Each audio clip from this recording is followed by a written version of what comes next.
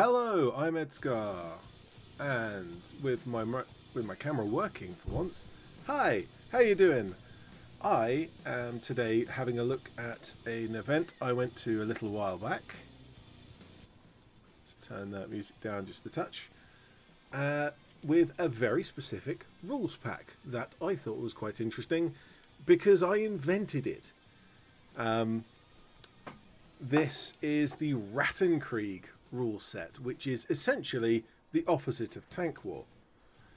Tank War comes from 2nd edition, and a lot of people, including myself, adapted it to 3rd edition. And the short version there is to encourage people to bring lots of tanks. You allow the armoured platoon instead of the rifle platoon to be your first choice, and then you set a very high points limit and a very low order dice limit, which means people are forced to take the big expensive units, tanks. Rattenkrieg is the complete opposite, and rather than changing up the platoon structure, we've just gone for those limits, and we have a 750 point limit, which is quite a small game. However, a 12 order dice minimum limit, which is very different from what most people play. And what it means, as you can see on the screen here, is that everyone brings lots and lots of small units, small rifle squads, weapons teams, and that kind of thing. But because everyone is bringing the same kind of stuff, it's fairly well balanced. And even though, you know, it's my idea, I came up with it, the local tournaments, both the organisers kind of ran with it, used it a few times, and our players enjoyed it, and so they keep going. The event that we've just played a few weeks back that I'm showing off today, I didn't even know it was going to be Rattenkrieg until the event organiser told me and asked me for kind of the clarification on some of the bits on the rules pack. So it's pretty cool from my perspective to have invented something that works as well as this. Now, before we get stuck into actually discussing the games, I do want to briefly have a look at the list that I've brought, because whilst it is Rattenkrieg and therefore a very interesting list in its own right because of the rules pack, I have brought some very specific units.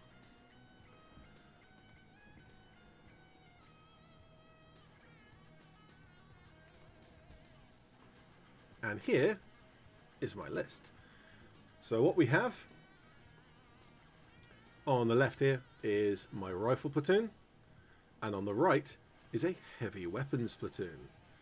And there are many ways that you can bring all sorts of different things to Rattenkrieg. I've seen quite a few different builds turn up.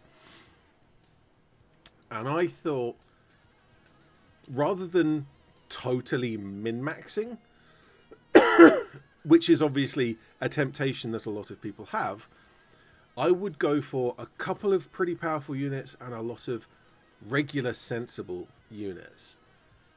And so if we have a look at my rifle platoon first, here we go.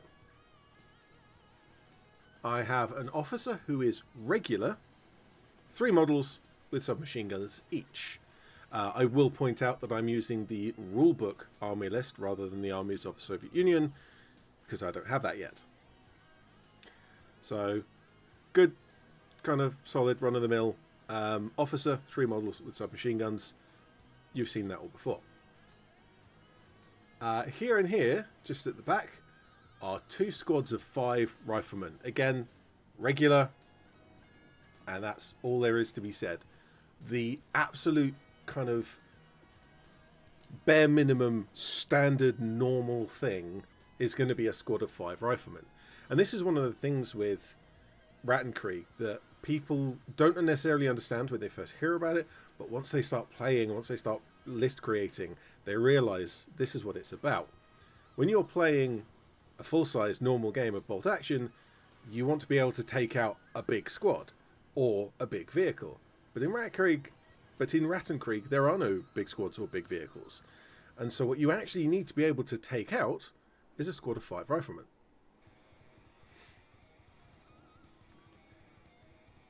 Just below them here and here are 2 squads of 5 again, but this is where I've poured the points in my rifle platoon, because these are 2 veteran tank rider squads with body armor.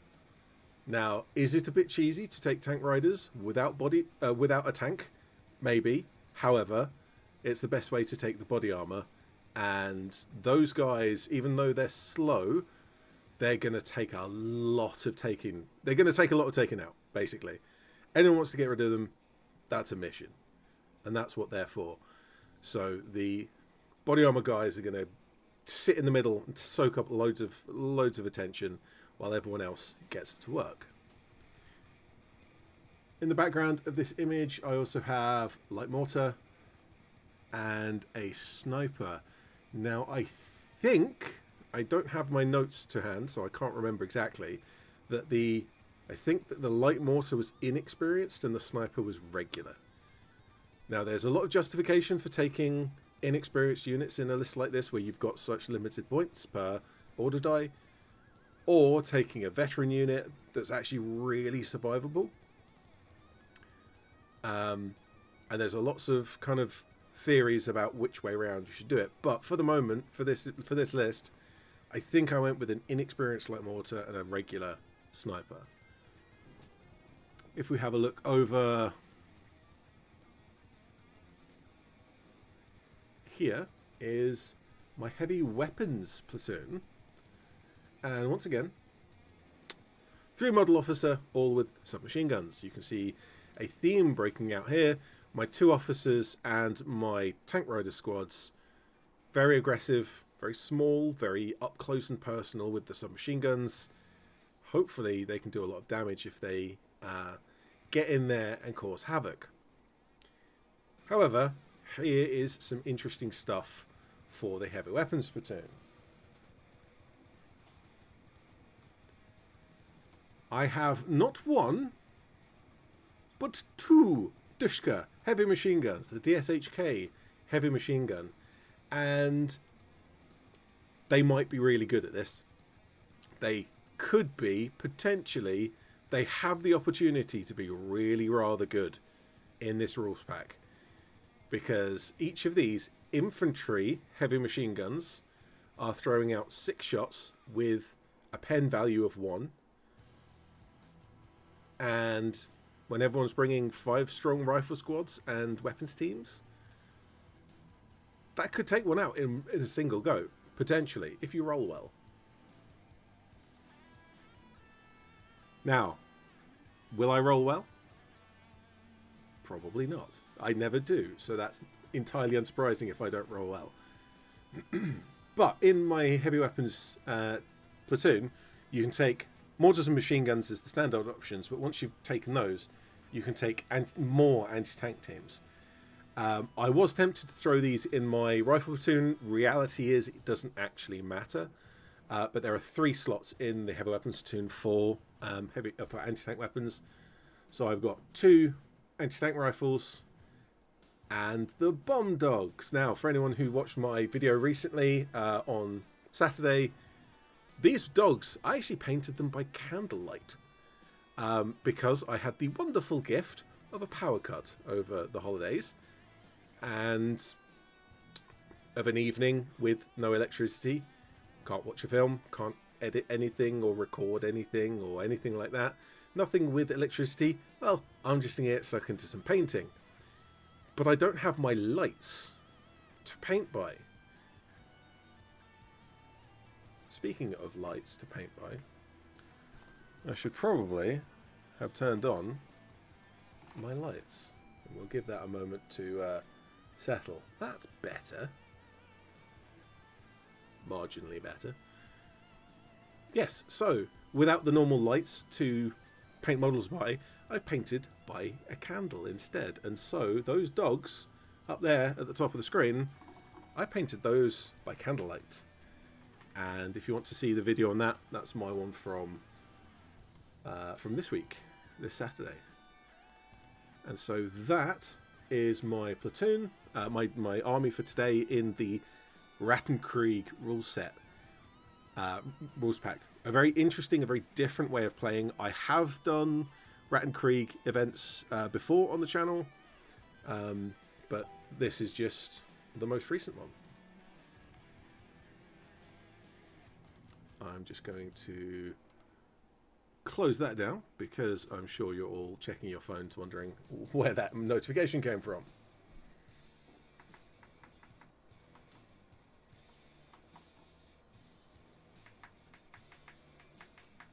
There we go. Set that better.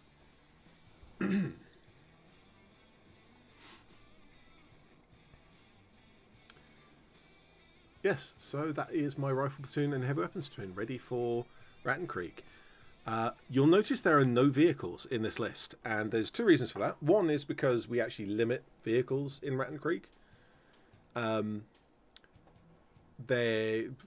We're trying out some different, as we go through, we're trying out different variations of the limits for vehicles, because we want to let people take an armoured car or a light tank or something, but we don't want to have the expectation that you're going to face a vehicle and so everyone has to bring proper anti-tank. Things like the anti-tank rifles, they can have a go at an armoured car, but they can perfectly happily have a go at infantry. But if you bring, say, a bazooka, Panzerschreck, Piat, well, if the opponent doesn't bring vehicles, they're a bit useless. So we want to avoid that. So we have limited vehicles to 7+, I believe, in this particular tournament.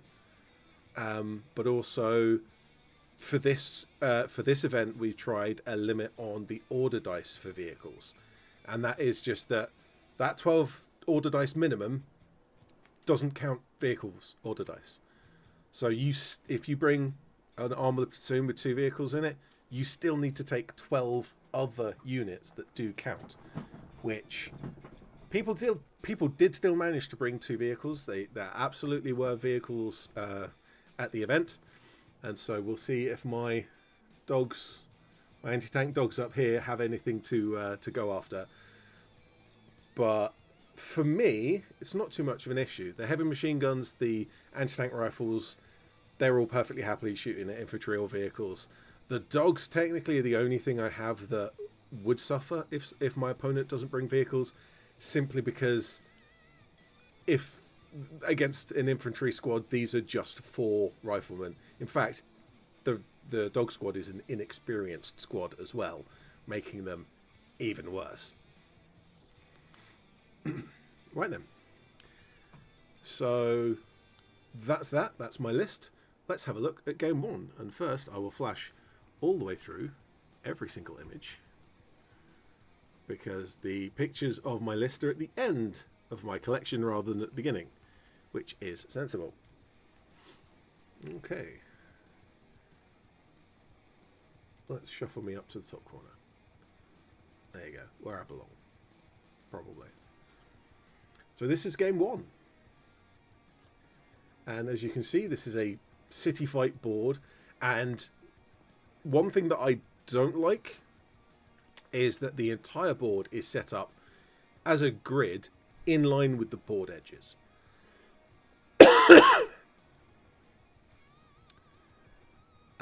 I don't mind playing on this type of board every now and again because it is a different challenge. But for this game, as we shall find out, it was quite the challenge. What we have is 3 roads running up my half of the table, and 2, one just behind the webcam here, for my opponent. So he's got some heavy cover in the middle, whereas I've got an open road. This actually plays to my advantage because I have more space to advance.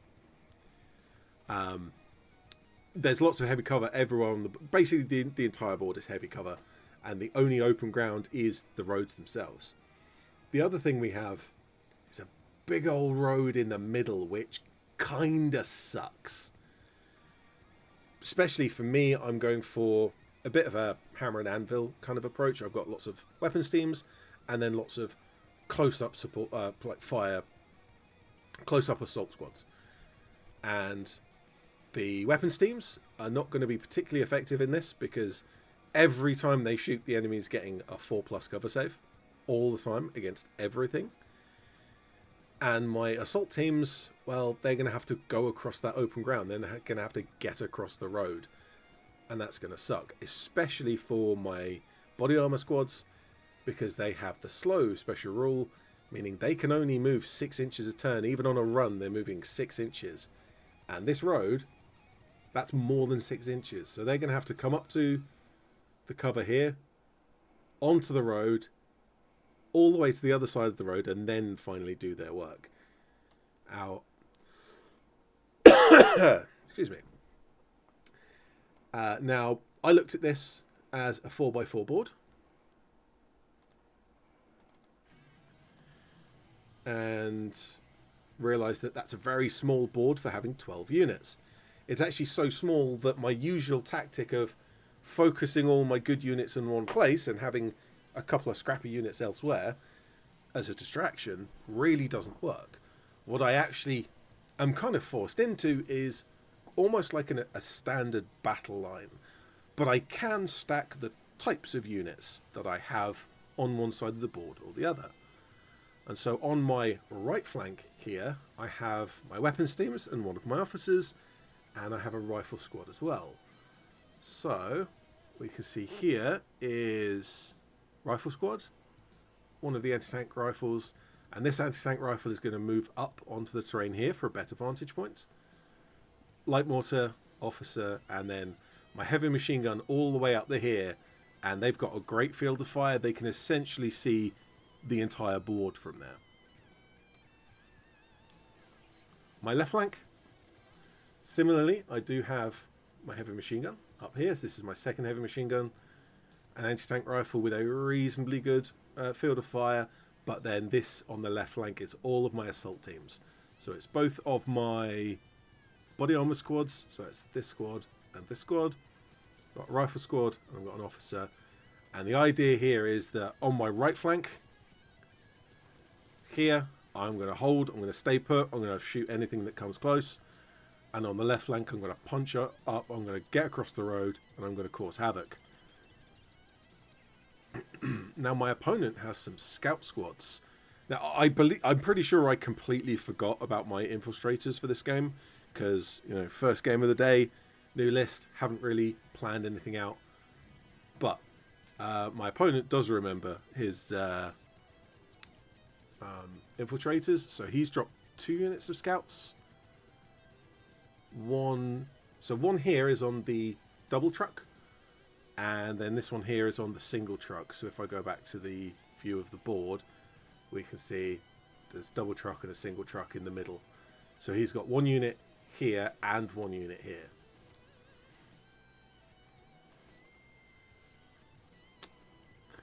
So I move my officer up to shoot at them, and my anti-tank rifle as well.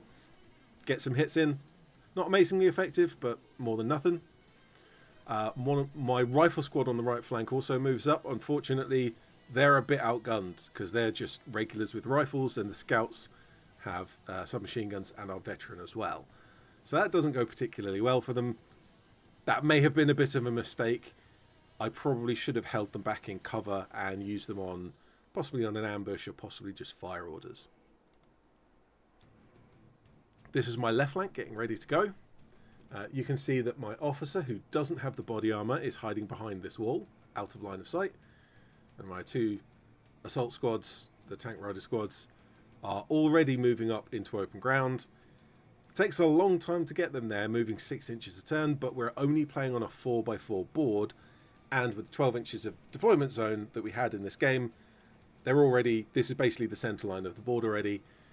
I think this will be turn 3 by this point, so well into the game, and I'm just at the center line of the board. I'm in open ground, taking fire from everything on this side. Now, this is the point where I start to realize that my opponent had had a similar plan to me, in that their flank, which is in front of my left flank, my assault squads, are staying put, staying behind cover, just like my right flank should be doing. And their flank on my right-hand side is all of the assault squads. It's those scouts and some other veteran units moving up as well. And so what we've essentially done is the same thing, Well, I'm pushing one way and he's pushing the other way, and we're kind of rolling around each other. And we'll see how effective the assault squads are. My assault squads are against his backline, and how his assault squads are against my backline. And finally, after 3 or 4 turns, I finally get across the centre line of the board and up close and personal.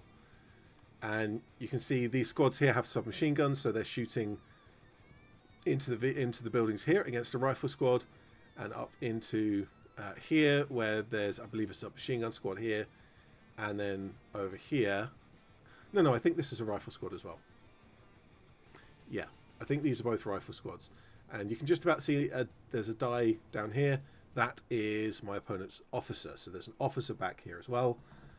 My guys are moving up, and I'm shooting submachine guns. This is point blank. This is a lovely set of fire, but unfortunately it's not quite effective enough, because again, everything on this board is heavy cover. Everything's getting 4+ cover saves. This is actually point blank as well. I know this because I charge in the next turn, and that's the one reason why I'm really bringing these body armor troops, the tank riders with the body armor, is because 5 of them, or even 2 of them, can charge a unit of 5 riflemen and expect to probably win, even if the enemy is in cover. So the enemy will get to fight first. They get 5 dice, and they're knocking you out on 6s, which means they might get 1. They might get really lucky and get 2, but they're probably only going to get 1. They might not even get 1. So you're going to be getting most of your attacks in. And with the submachine guns in bolt action, you re-roll misses now, because they've changed it from second. So you're getting 5, maybe 4, maybe 3 attacks with a re-roll. And all you need to do is a 4 for a regular squad or a 5 on a veteran squad. So you can relatively easily get more than the 1 that they got on you and win that combat.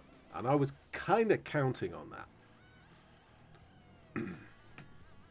Unfortunately, as we can see here, after the round of shooting that my opponent put into them, with both of these squads focusing on this, there's another squad down here firing across the street, and there's an anti-tank rifle. It's not in any of the pictures, but there's an anti-tank rifle in one of the buildings up here shooting down at them. This squad got cut down to a single model. Now, I'm still going to charge, but 1 model with 3 pins as well. Notice the 3 pins. That really hurts. And the reason for all of this is I'm moving across open ground, turn after turn after turn. With the body armor, they can weather a lot, but they can't just suffer it forever. Excuse me. Again, my sore throat is still sore and still a throat. So looking back to the right flank, and you can quite clearly see that my models are no longer present. I've got an anti-tank rifle still on that top floor, but this building, this kind of rubble area of building here, used to be mine with several units. Well, that's an enemy unit that's wiped them all out, and all these scouts up here are moving in. My anti-tank rifle here doesn't stand a chance, and this squad are moving across to take out my other anti-tank rifle. I even think that these squads here shot up at my heavy machine gun, which is just off of here, off of the screen, and yeah, that didn't go well for my heavy machine gun either. So in terms of both of us having the same plan and having an assault force charging forwards on one flank, my opponents did really well. Mine is doing relatively well. So you can see here, this squad, which has come up on the left, has charged into this building and has come down and is now chasing the officer, who's moved across the street. The officer was here and has now moved here, and I'm going to finish him off as well. And then this quite clearly is not the body armor squad. This is my officer. So that squad got wiped out. Charged in and got gunned down on the way in, unfortunately, because there was just one model left, and my officers taken their place. And if my officer can get up here and charge them, then I'll score some points. But by the time that my very slow body armor squads had got this far up the field, you can tell that we're running out of time. We're actually pushing the end of the game here. And so I can talk about mission objectives. So I've gone back a couple of pictures. This is my opponent's very successful push on the left flank. My right flank, their left. The objective for this mission, as we were starting the day, is quite simple. It's just kill points. For every order die for every unit you wipe out, you get the order die, and you total them up at the end to see how many you scored. Now, on this side, I think I got one of the scout squads. I think I got one of the scout squads at the very beginning, but they knocked out everything of mine. I think the heavy machine gun was still around, and the anti-tank rifle on the left was still around. But this anti-tank rifle got taken out, light mortar got taken out, the rifle squad got taken out, the officer got taken out. So for 1 point, for 1 point for me, my opponent got quite a few. And on this side, I took out this squad, I took out this officer, I think I took out one of the weapons teams as well. It's not a lot, but there's a few points going in. But then again, my opponent did take out that body armor squad on the street corner. And what that means is that my opponent scored quite a bit more than me. So the two pushes into the soft squishy units, my opponent's was very successful and mine was just too slow. It was powerful, it was strong, but it just couldn't get there in time. And they spent half of the game just walking up the board, which is a lot less valuable than you really need them to be. I think sacrificing an order die to bring a vehicle for them might just be important, even if the vehicles aren't counting for the order dice minimum limit in this game. So, the second game, there are 6 objectives. 1 here in the truck, 1 here in the swamp. There's 1 here just beside the street, or it just kind of, you can't see it because of the building, but it's just on the side of the street here. There's another 1 in this truck. Then there's 1 here and 1 here on my side. Now, from my perspective, these 3 are just on the left flank. These 2 are on the middle, and this one all the way over there in the distance on my opponent's side of the board. So, for anyone who's followed me before, you'll know exactly what I'm going to say. I'm going to ignore this one. This one is of no value to me. The amount of effort it would take to get over there and take it versus the amount of effort that my opponent can put into defending it, it is highly unlikely that I'll be able to take it. And if I do, I will have expended resources that should be over here. And so I'm going to spend all of my effort focusing on the left side of the board, or across the open ground firing into the left side of the board, so that I can take these 5 of the 6 objectives. Now you can see I've already got my infiltrator set up, so I've got my sniper on the hill here. I'll bring up heavy machine gun and the anti-tank rifles over this side of the board as well, and they're going to fire across this direction. My dogs, my lovely, lovely dogs, they're having fun in the swamp, splashing around, having fun. They are of no use. Again, in this game, just like the first game, my opponent has not brought any vehicles. So the bomb squad are effectively become just an inexperienced rifle squad with 4 models in it. Oh well. So my plan is to push up through the open ground here, on this side of the trees, and through down the road, essentially here, which is effectively open ground. So using this hedgerow and this grass here as cover. And if I can get at least to the middle of the board relatively quickly, I can secure 3 or 4 objectives, and then I can fight over that last one. And so long as I've got 3, well, as long as I've got 4, I guarantee a win. But if I can have 3 and contest 1, that's still a win as well. However, here is my opponent's deployment. Now, my opponent is bringing Italians. And Italians have a special rule that for the first turn of the game, the opponent cannot run. So I am not allowed to run in the first turn of this game. And that means that I'm not getting into position anywhere near as quickly as I had hoped. On top of that, my opponent also has a hill with lots of good lines of sight and has put some weapons teams up here. And so my idea of coming up the open ground on the left has suddenly become very dangerous.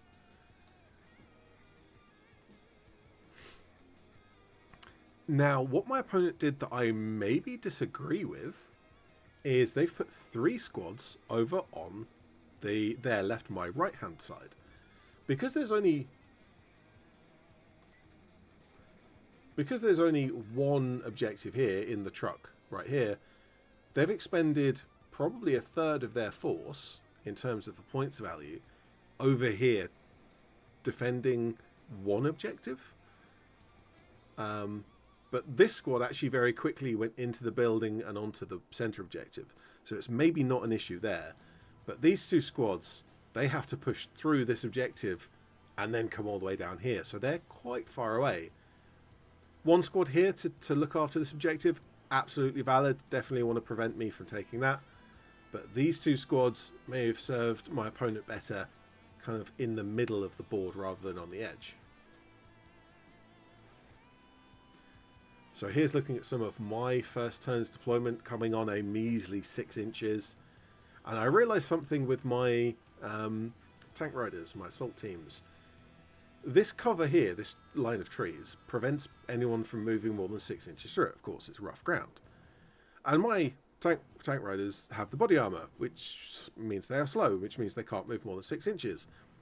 So I may as well run them 6 inches a turn through the trees because they're not moving any slower and they're getting the cover benefit. And that gives me much more space in the open ground for my other squads that can potentially move more quickly.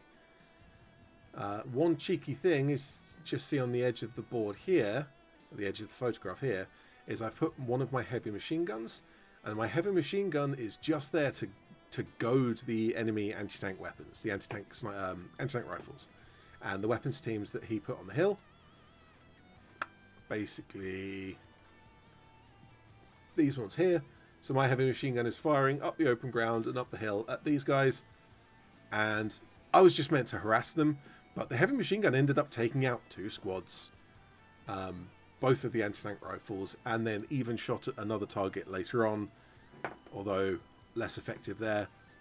Was pretty cool. Not necessarily a good points trade, but certainly a value in terms of clearing out some units that would have caused me trouble if I hadn't. So this is turn 2, and you can see our rifle squad on the road is moving much faster than the body armor squads can. Other units are kind of moving around and trying to get into position. I've got an officer coming forwards just to make sure that objective is mine, but they are hugging the terrain to make sure that there's as little line of sight from all of this stuff over here.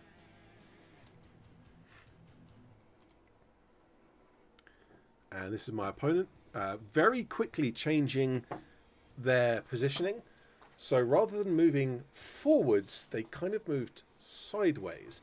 And I think this is partially because of that heavy machine gun on my left flank. Maybe spooked my opponent a little bit. And so they decided to bunch up in the middle, which is probably where they should have started, and then push up into the terrain where they're going to be very difficult for me to clear out. And you can also see over here my dogs in the swamp having a lovely time splashing around. You can also see they've got 2 pins, and so my enemy's already shooting at them. We were having a little bit of a joke in this game with the other people in the room as well, that how could you shoot at the dogs? Shoot at the people, that's fine. We're at war, but don't shoot at the dogs. That's just mean. It was all very funny. So we had a bit of a scrap over the center objective. You can just about see in the building here, that squad that I said was moving up. There's an officer here as well.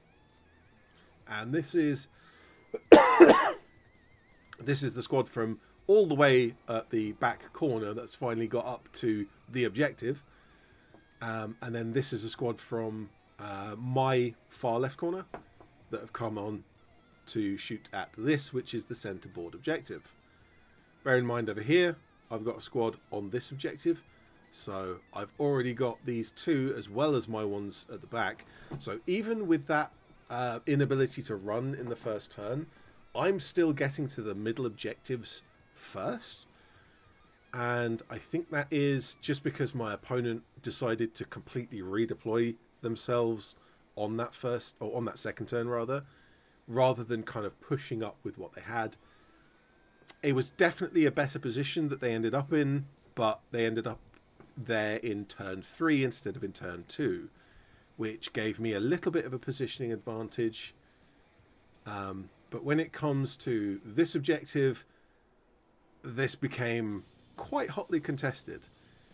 This squad and this squad ended up trading quite a few shots.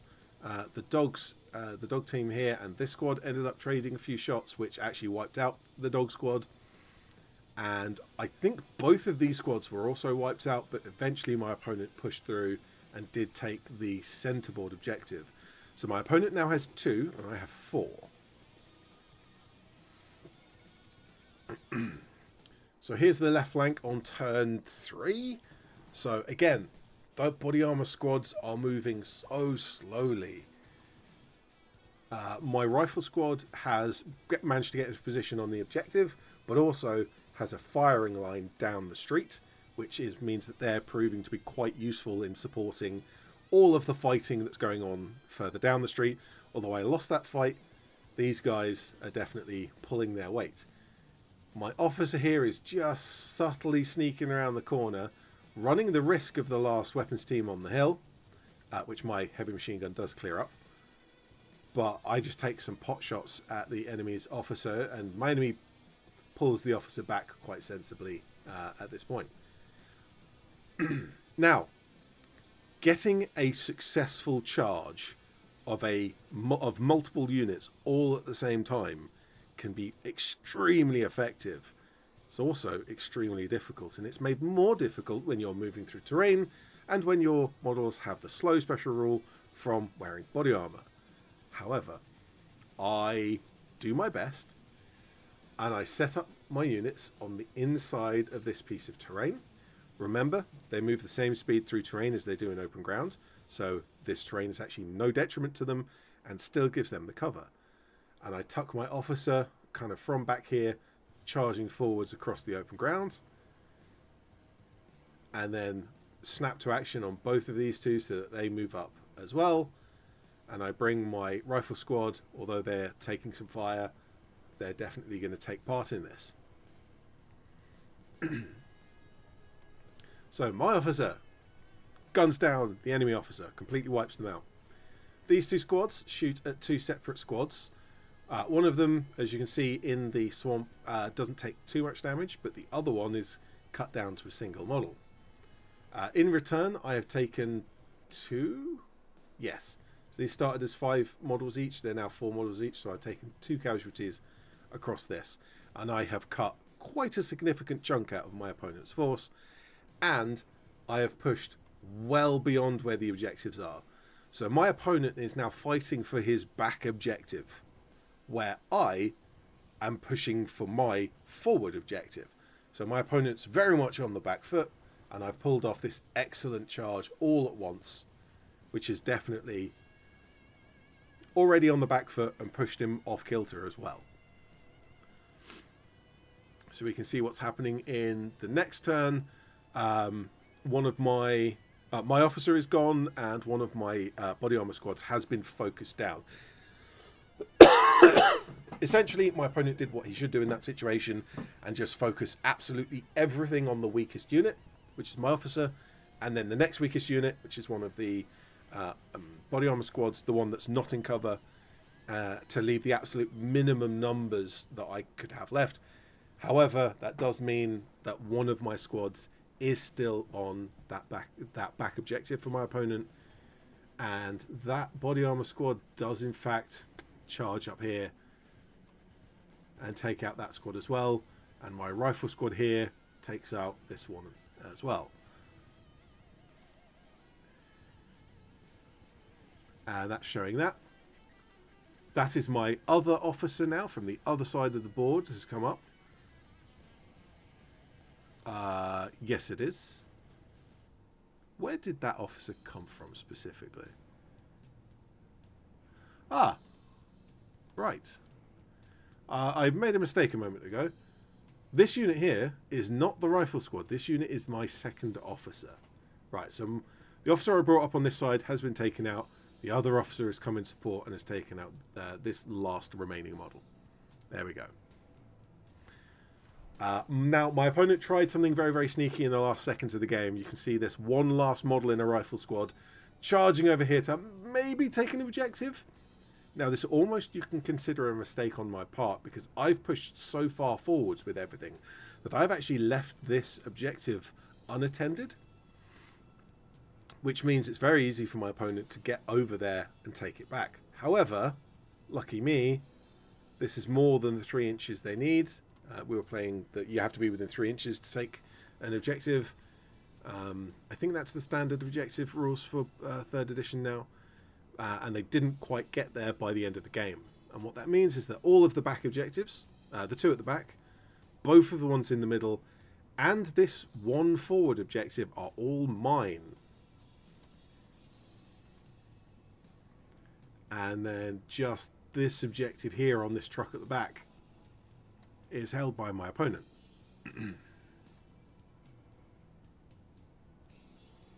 Third game. So this is against some Germans who we'll notice as we go along have coloured base rims, and each of the colours represents what weapon the model is using. I don't specifically remember what colour represents what. I think grey is a rifle, blue is a submachine gun, and orange is an NCO. That might be incorrect. We'll see if we can pull it out. It's mainly so that my opponent can keep track of where their models are, but it's nice to know, kind of just to see in it. It's just a good idea, so you can see just by looking across the board at what everything is.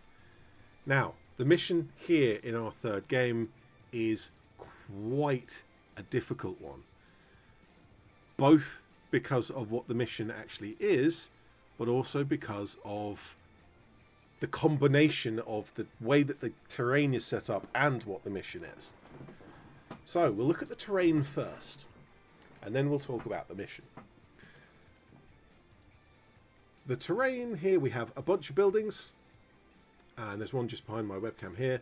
There's one little one here, and they're these absolutely lovely Japanese style buildings. I would love to know where these are from, because these look really nice. There's loads of these small clusters of terrain, of like foliage, like jungle foliage. Some of these are like the cheap plastic aquarium plants. That's great. These ones are really nice, however. So what we did is, whenever there's a cluster like this, or a single piece like this, or a large piece like this, we treated that as we would treat a normal piece of wooded terrain. So it's going to be rough ground, it's going to be dense terrain, and it's going to block line of sight over it, but not into it. But then we have these sections of barbed wire. Now, we decided at the beginning of the game, which may have been a mistake for both of us, that the barbed wire would be impassable to infantry and wheeled vehicles and open ground for a tracked vehicle.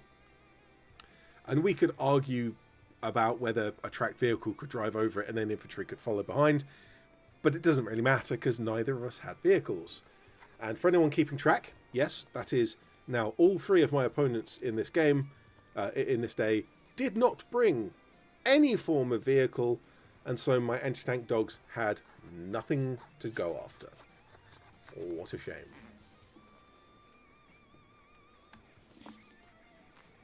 So because of the layout of the barbed wire, we essentially have big open ground in the middle, and then the flanks are actually blocked off.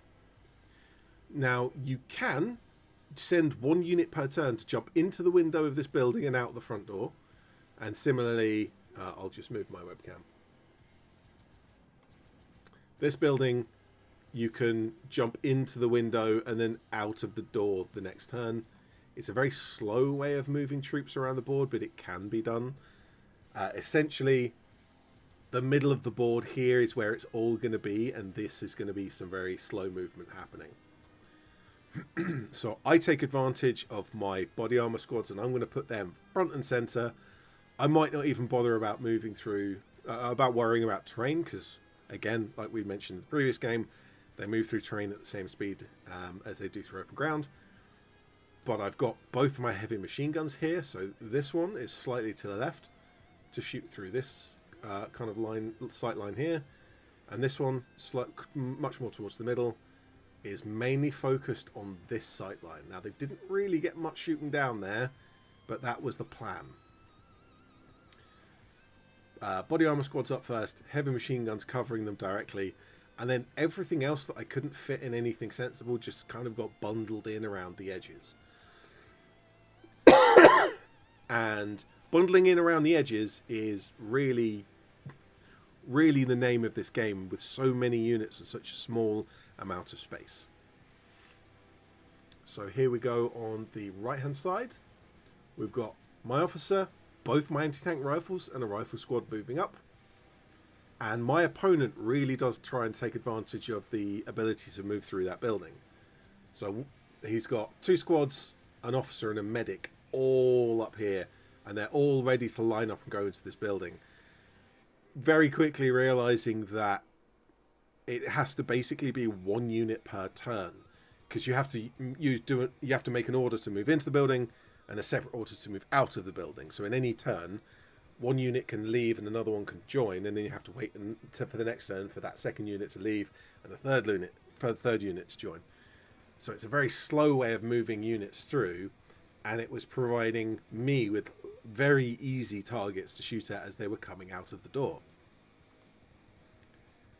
The left flank, now you can just see here, this is my dog squad, and they are going to run into this building. They're not really in the position to charge forwards to actually leave the building and go for the board edge, but they are good. They're going to go and sit in this building and prevent my opponent from moving through it. But here again you see several squads, and I think this is a machine gun team, are all pushing forwards, intending to go into this building and come out using that same technique that I thought that I just discussed. Sorry. Now I should point out, now that I've discussed all of this really slow movement and how we've set up for the game, what our mission actually is. And the mission is, I think it's called Breakthrough, which is to get off of your opponent's board edge.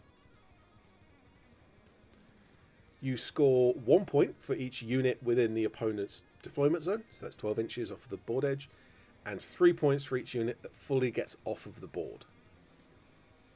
And we have one of the densest, most obstructive boards that I've ever seen. This amount of barbed wire, and the barbed wire being impassable for infantry, this is going to be a struggle for both of us, especially for me with my body armor units. They're never going to get to the edge of the board. I mean, if I deploy them on the 12-inch, then they can technically get to the edge of the board and score those 3 points if they run in a straight line.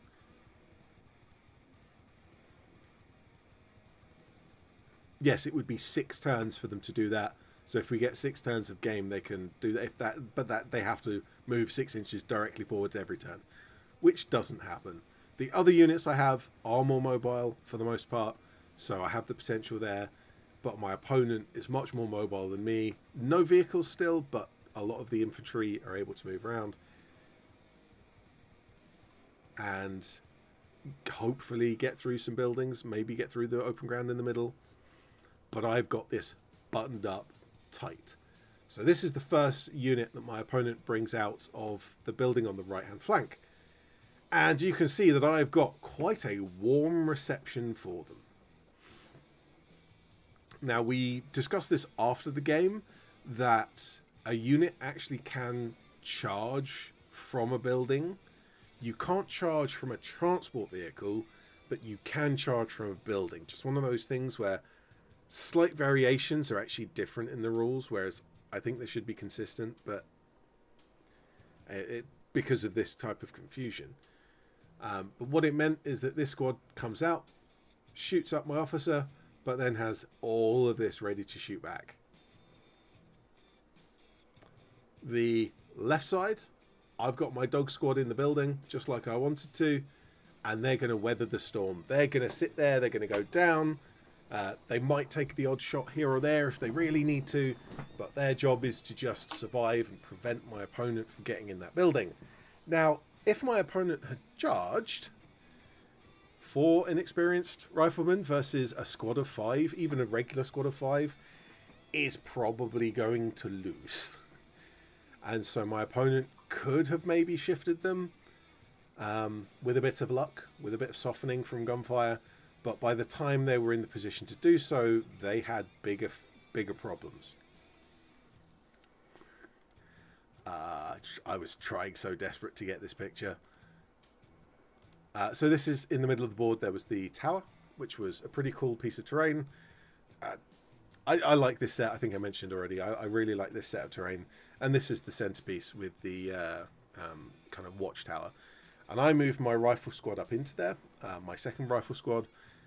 And I really shouldn't have done. As cool as it was to take this picture, this was a disaster. So this squad were probably the best opportunity I had to rush across the board and get any amount of points for this game. But instead of that, I was like, I want to put them in the tower because it will look cool. I'll use this in the thumbnail. I didn't use it in the thumbnail. But they did prove useful up there because they have line of sight now for basically the entire board. There's only 3 of them made it up there, and I think there was only 1 left at the end of the game, but still, they could shoot anything. This is now the second and third enemy squad to come on the right-hand flank. So here's the second, which you can see stacked up with pins, and I am moving around them with all of this ready to annihilate them. And the third squad, fresh and ready to come in, will do probably not much better. Now, my opponent sent 3 squads up this way, and 3 squads versus what I had should have won. However, they didn't send 3 squads all at the same time. They sent 3 squads 1 by 1. And that means that I was only ever fighting 1 or maybe 1.5 squads at a time, and that half squad would have pins, and so I always had the advantage. This, whilst it was extremely static, was an easy fight for me to win in terms of just holding ground. But, like I said, it's very static. It means I wasn't pushing forwards. I need to get up here to score points, and none of these units even got into the building, let alone beyond it. So this is a wonderfully out of focus shot of the center of the board. You can see one of my body armor squads is very neatly moving in nice tight formation up through the terrain here. We have light machine gun squad here. This light machine gun squad proved quite annoying. So my heavy machine gun has line of sight on them, which means they have line of sight back. And also they have line of sight to my squad in the tower, of course. But they're actually out of line of sight of everything over kind of on the right flank. That little scuffle over here, because of this piece of terrain is actually blocking that line of sight over there.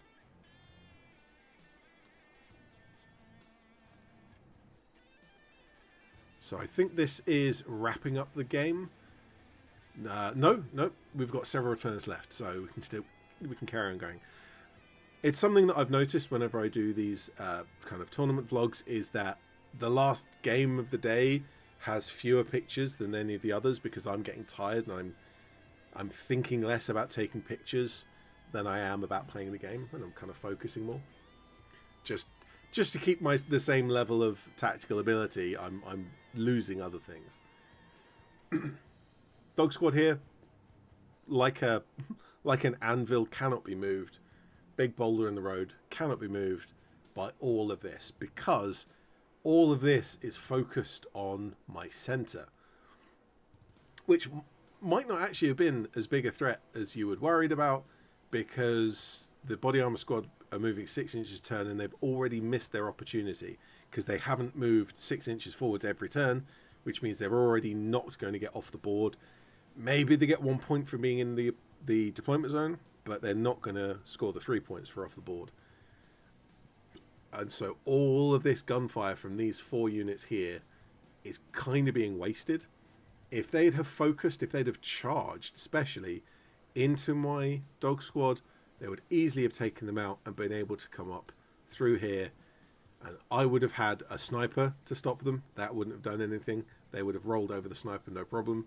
And it's just my body armor squad here that in the event came up straight forwards, but actually could have turned and blocked them off. More of the same on the right flank. I think we've kind of discussed all of these elements here. Yeah, my opponent did realise that going through the building is just too slow and was started moving stuff around. So we've got, I believe this is a medic, and then this squad here, they're just moving around. This squad's shooting down here. Rather than sitting behind the building for turn after turn, they're actually kind of getting into the fight, at least in some fire support way. So now that's putting the pressure on me. I think I've lost one of my anti-tank rifles, and this one's lost his assistant already. So it's just basically this squad left on this side.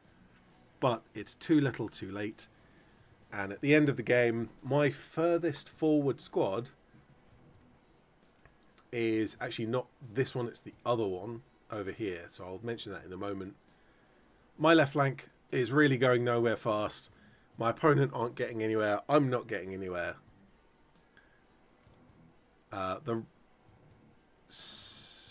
This is the center of the board. So this is my furthest forward unit, who's basically on the center line of the board. This is one of my body armor squads. That's correct. My furthest forward squad is a squad with the slow special rule.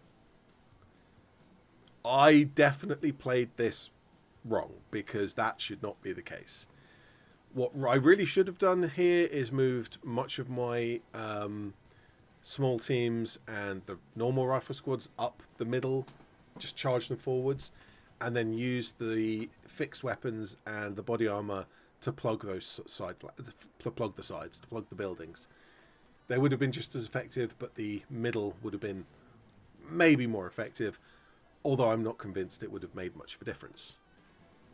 As it stands, I've taken out everything that got over to my side of the board, and my furthest forward unit is on the center line of the board, which means that in this mission where you have to get across the board and off the table edge, it's a draw. A complete and total draw. So I'll just go through the last few pictures. This is the furthest forward that my opponent got, with half of this rifle squad left, but I did take them out in the end. And so stuff up here around the center line is the furthest surviving units that my opponent had. That's my dog squad at the end of the game, still going. And that's it. That's that. So we have, let's go back to a cool picture. There we go. So we have at the end of the day, the first game was a loss because the 2 punches, mine didn't work and my opponent's did. The second game was a win because this big focused push worked really well. The hammer and the anvil working how it should. Assault units moving up, fire support units supporting them as they should. Everything went really well. And in the third game was a draw because the mission was effectively impossible. Moving across the field just wasn't going to happen. What that means at the end of the day is I came just above the halfway point with a win-loss draw. That makes sense. And that's roughly where I usually come, is about in the middle. I'm quite happy being somewhere in the middle. Occasionally I win, occasionally I come dead last, but I'm usually around the middle, and that's definitely the case here. This mission pack, the Rattenkrieg mission pack, is so different in its application from normal bolt action games. Having a minimum number of order dice, a minimum unit count, is really quite an interesting concept that a lot of players will look at and not really get, but once they play a game, they're like, oh, this makes sense. This is how it should be used. Because having quite a small points limit with a high minimum order dice count means that you start to think not about what's the most powerful thing that I can bring to get a lot of points in one unit, but what's the most efficient thing that I can bring for this order die. Rather than the points, you're actually looking at the order dice. Like, okay, I've got 12 order dice. What do I need to do with this one? How many do I need to put into infantry?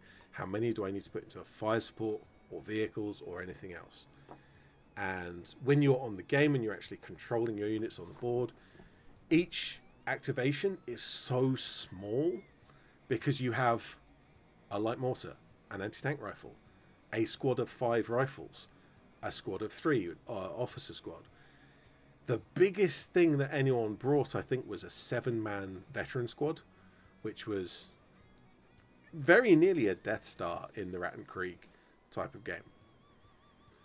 But that is that. That's my event kind of tournament vlog for the Rattenkrieg style games. And I will call the stream there. So if anyone is in chat, Tiki the Hut, hi, how you doing? Yes, they are very much the Temu trucks. I have 10 of them. We bring them along to just to use as terrain, but I also have a few in some of my armies.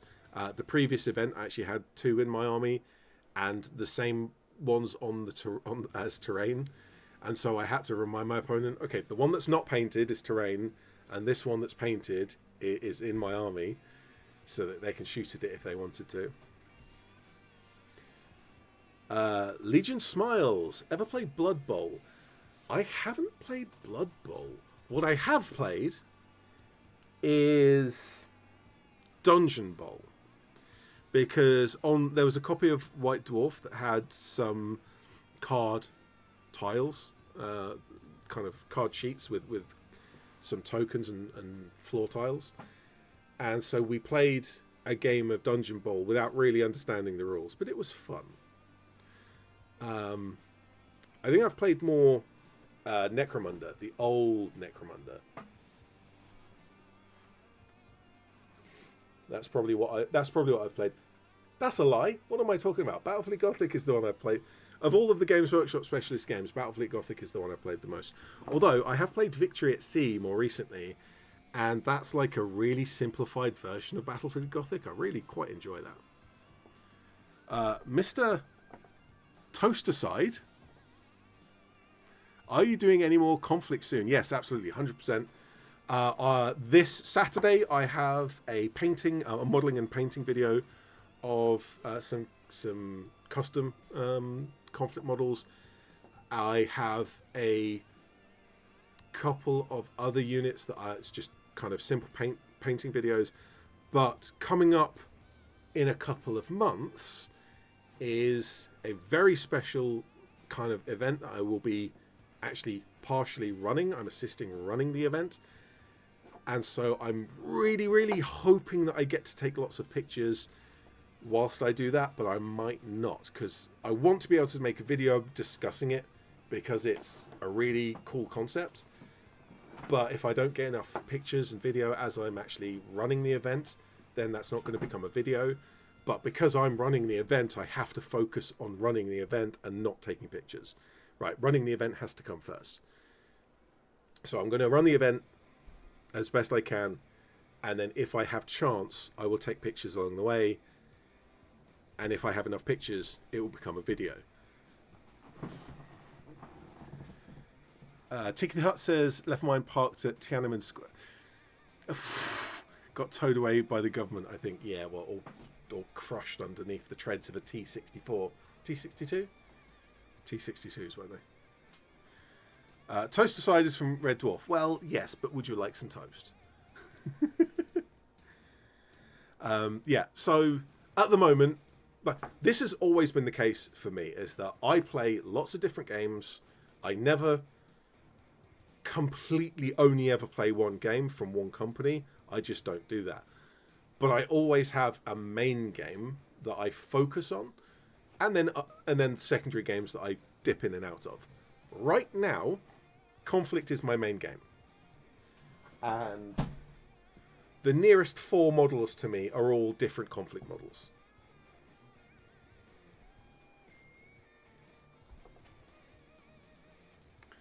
Let me grab my camera tool so that I can focus in. Oh, hello. That appears on the screen. I didn't realise that would. Here we go. So I have 4 Schwertruppen, which is too many for an officer squad and not enough for an infantry squad. So I picked up the eyeball artillery weapon, which comes with Schwertruppen crew, and I've given them infantry weapons to make them a squad. I think my favourite is this guy. So he would originally be leaning down over the gun, but I spent a long time cutting his hand and cutting the grip to make him hold a Sturmgewehr, and he's kind of clearing a jam, I think. I'm not 100%. It depends. But I also have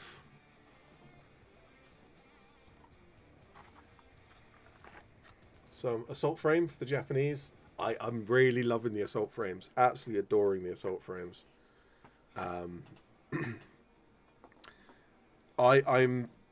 not sure if I want to buy some more because they are £5 a model, or whether I want to get some proxies temporarily. But I want some more assault frames. They're good. They're very good.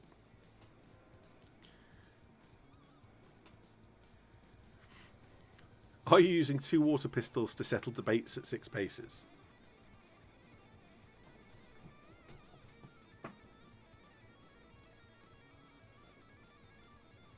Those are Nerf guns. Mostly. There's a lot of weird stuff on my wall. I don't actually have a water... I don't have any water launching anything on my wall at the moment. I have some, somewhere. I may have to go and hunt them down.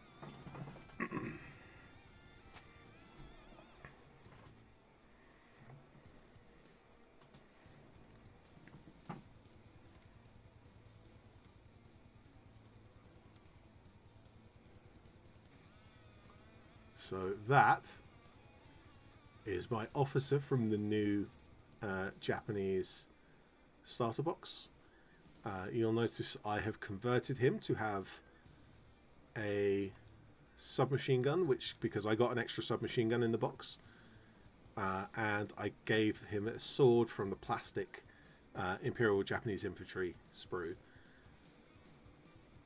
So that's my officer running around. He's replaced my battle frame officer, although when I say replaced, he's supplementing my battle frame officer, because assault frame officers are really good.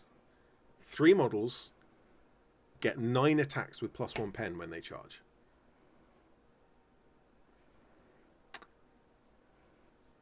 And they have a point of guts, which means that they can jump out of a truck with a squad, guts the squad back in, charge something, the squad charges something, everything goes well. It's Really cool. Take the Hut using a mix of the old and new Imperial Japanese boxes from Warlord Games to make some K-47 Foreign Surface Snilf troops. Oh, interesting. I haven't actually had a chance to get hold of the new Japanese sprue. I've got one sprue of the Soviets. And I don't want to do a video of me just complaining about it because it's a really nice sprue. But I need to work out for the Soviets what models I actually need to make, because I've got quite an extensive collection. I don't necessarily need a great deal more, but I just wanted to have the new sprue just to compare. People are complaining about it, saying the legs are too short. They're really not. I will be getting the Japanese sprue at some point, so I can kind of bring those into my... I actually need more Japanese than I need more Soviets, because I've got just about 1,500 points of Japanese now, and just having a little bit more just so I have options of what to bring. Toast Aside says, play Commonwealth, getting great mileage out of a 25-pounder. Yeah, I can imagine. Medium howitzers, medium and maybe heavy howitzers, and the super heavy anti-tank gun with like a 2-inch blast. They're good. If you saw my previous discussion of the Conflict 47 game, it was a live stream I did last week. The artillery platoon with the twin the anti-air autocannon. They were very cheap and actually quite useful. They're not game breaking, they're not going to win you the game, but they're just such a useful thing to have that I think I will probably always bring an artillery platoon with an assault frame officer, point their guts, yeah, and at least one, maybe two of the autocannons.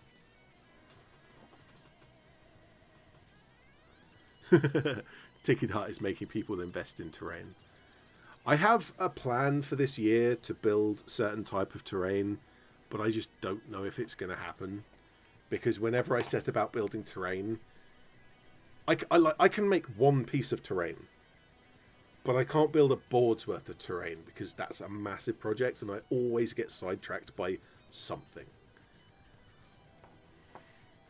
Loving the new Imperial Japanese rules. AT rifle dug in Chiha, worth the wait. I've been discussing some of this. The anti-tank rifle, semi-auto, it gets fixed and it gets 2 shots, which means it's literally the same as an autocannon, I think. 48-inch range, 2 shots, plus 2 pen, 1 AP, 2 AP on an R-piercing shot, 1 on a HE 1-inch. Fixed as a crew of 2 instead of a crew of 3. So in the artillery team, it's the same. It's 5 points more because it's 35 points, and you get a 3rd crew instead of 2. It's for conflict. That's great, but in conflict, I'm probably not taking the anti-tank slot as much. I'm probably taking an autocannon just so that I can unlock another officer. I did come up with a cheese list recently where I managed to get a 1,500 point list with 5 assault frame officers.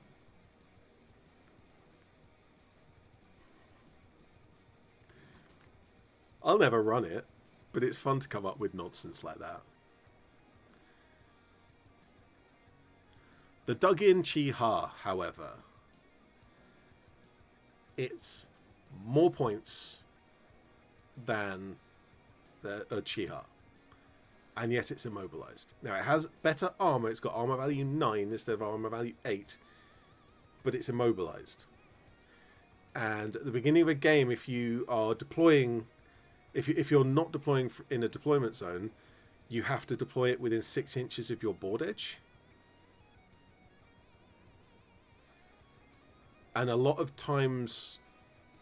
A lot of the games that we play at, you're never going to be able to put that anywhere useful, and it's going to end up sitting pointing at something on your side of the board that your opponent might never get to. And from what I understand, it can only be the early turret, so you've not got the versatility. I'm not sure whether the early or late turret would be better. I think the early turret probably is the better choice, but it's just you don't have the option. The Shinhoto has the anti-tank gun, whereas the early one has the light howitzer. Is it medium howitzer or light howitzer on the Shiha? I'm not sure. The Shinguntu, that's the really cheap stamped sword, isn't it? Yeah. Is that from what I remember, that doubles up on tough fighters. So if you have a sword, you get tough fighters. If you already have a sword and get tough fighters, you get conflict tough fighters. Yeah. But you can't ever have a squad with the swords. You can only ever have the NCO. So it's nice, but it's not game breaking, which is good.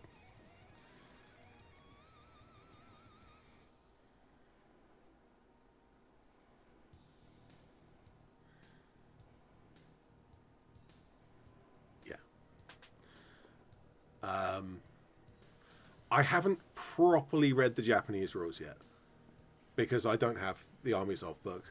I'm basically just going off what my friend has been talking about.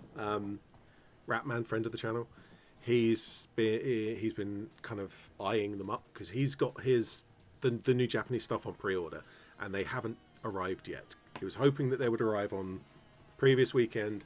Turns out they're probably going to be there for next weekend, which is a shame.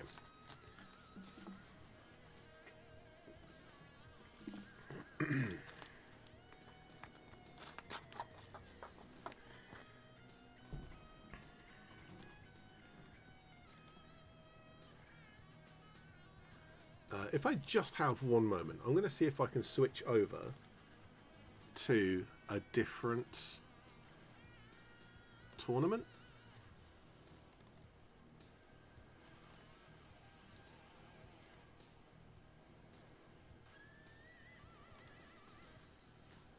Yes, here we go.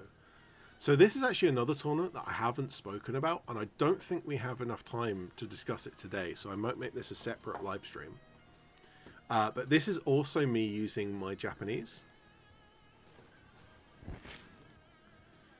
A couple of months ago, I did a battle report video of a veteran Japanese force, and essentially I was using essentially all of my Japanese models.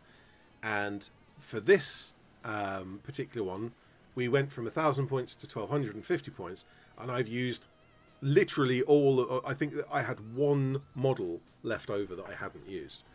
Now I have more models than this now, but it just goes to show that my Japanese are more limited than my other forces. Let's get... There you go. Lunge mine. Flag. That's better. If you add another squad of 10 to this, and 2 of the twin anti-air guns, that's my entire Japanese force right now. I do have... Actually, that's a lie. I have a second Chiha, because I have the conflict Chiha with obviously, it comes with all 3 turrets. So, what's Chiha? 130, 180 points? 150. 150 for the Shinhoto, isn't it? 155. Pretty cheap. Light tank. Love them. 2 of those, and the extra squad and the autocannons probably puts me to just about 1,500 points. It gives me 1,250 with a little bit of wiggle room, but it does mean I'm fairly limited into what I can take. I will probably do this event as a separate live stream, like I said. So, spoiler warning for it. But there is all of the Temu trucks. I think there's 10 of them. 1, 2, 3, 4, 5, 6, 7, 8, 9, 10. Yeah. A full bag of 10 Temu trucks as terrain on one board. And... Lunch mine.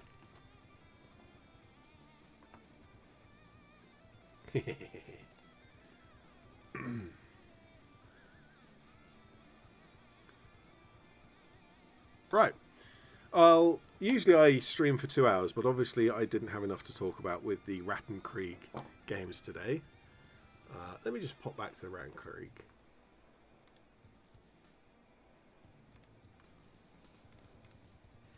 There we go. It's definitely an interesting rules pack. It's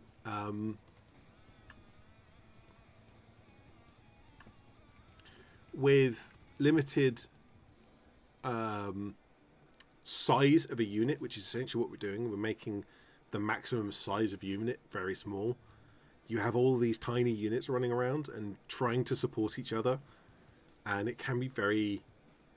It's a different tactical experiment, and your opponent's in exactly the same position that you are, so you're kind of playing in a kind of an equal but different way from how it usually is.